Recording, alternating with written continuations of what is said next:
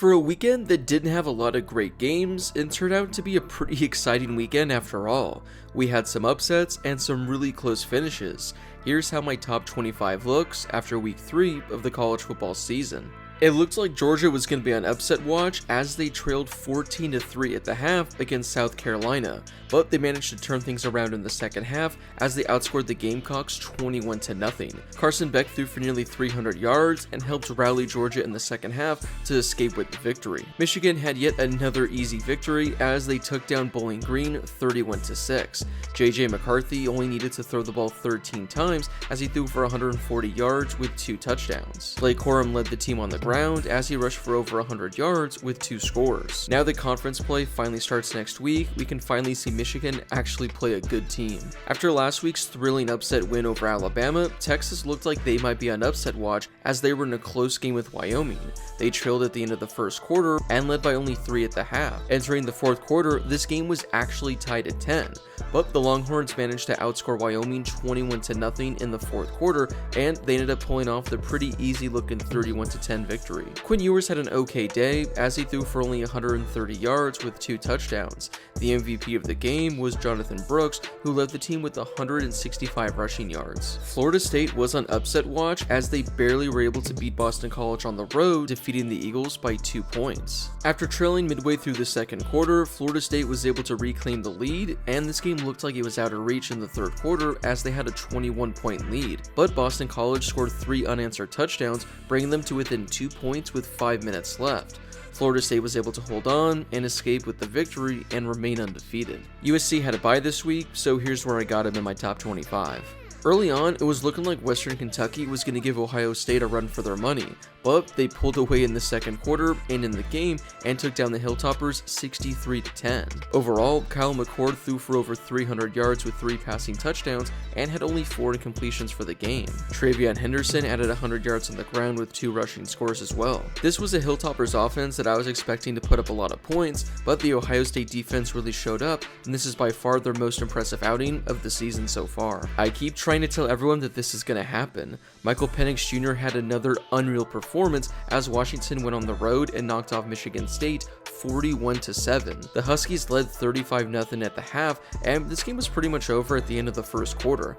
Michael Penix Jr. continues to add to his Heisman campaign as he threw for just under 500 yards with 4 passing touchdowns. For being a 17-point victory, Illinois was sure hanging around with Penn State until the very end. Still, the Nittany Lions walked away with a very comfortable 17-point win. Drew Aller had a quiet day as he completed less than 50% of his passes for only 200 yards. The reason Penn State was able to win this game was because of their defense.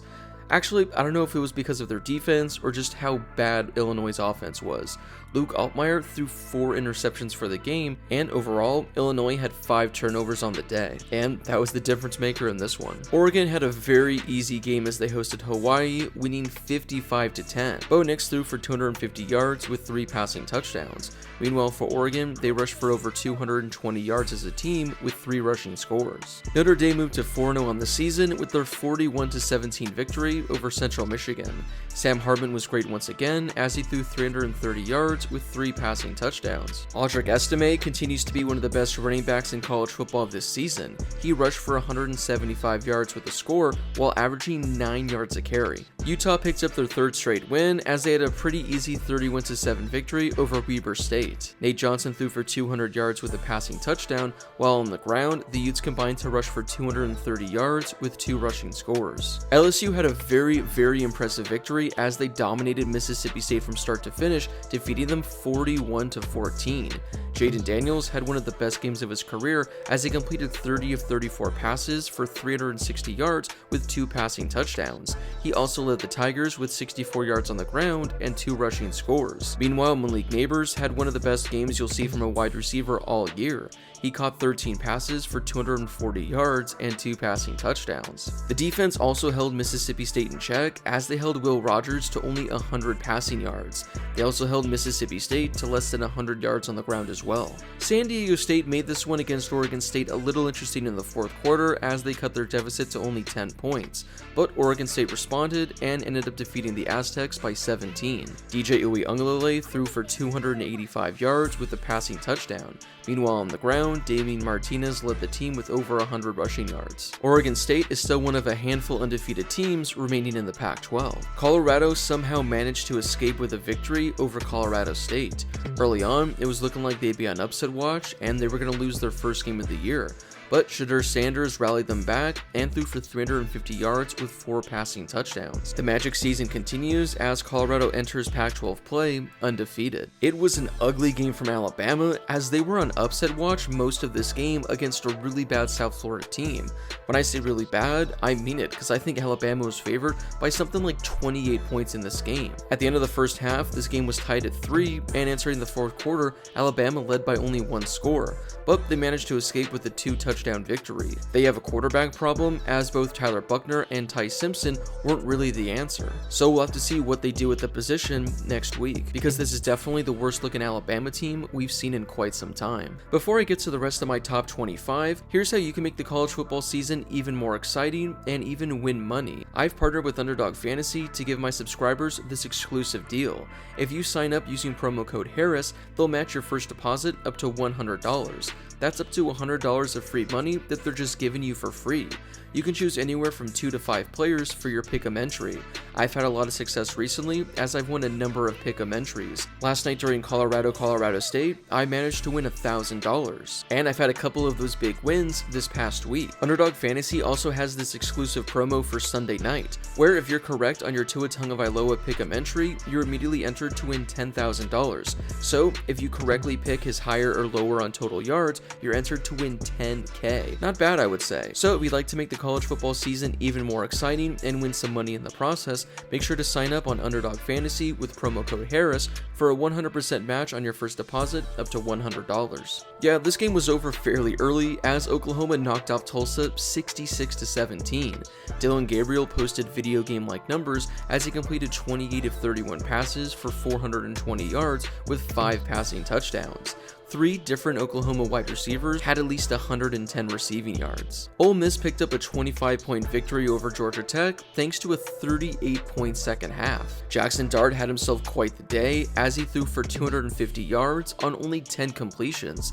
He also went berserk on the ground as he led the team with 136 rushing yards, averaging 10 yards a carry with 2 rushing scores. Missouri picked off one of the rare upsets of the day as they knocked off Kansas State by 3 points thanks to a game-winning 61-yard field goal.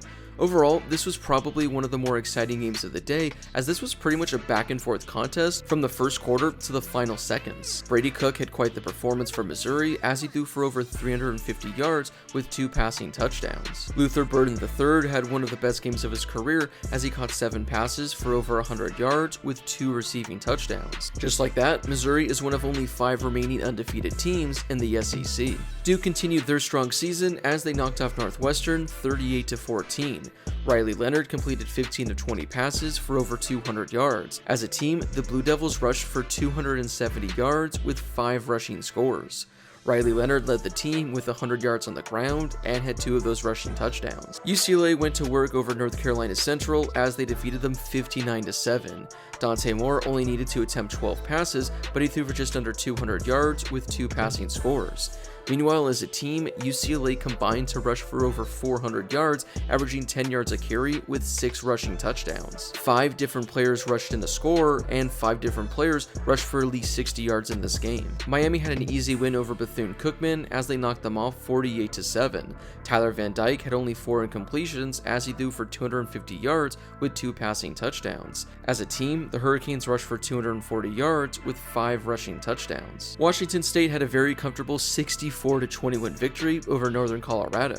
Cameron Ward threw for over 325 yards with 4 passing touchdowns and no interceptions. Meanwhile, on the ground, the Cougars combined to rush for 230 yards with 3 rushing scores as well. North Carolina handled Minnesota with ease as they knocked them off 31-13.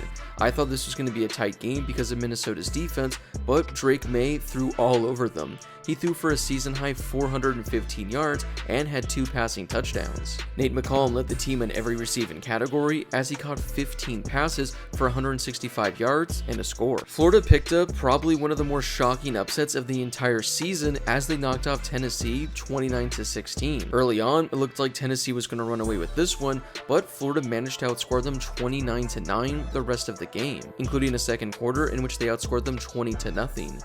Graham Mertz had one of the better games I've ever seen from him as he completed 19 to 24 passes and had a passing touchdown. Meanwhile, running back Trevor Etienne went off as he rushed for 175 yards with a rushing score. Wrapping up today's top 25 is Kansas State. They managed to stay in the top 25 after their close game-winning loss to Missouri.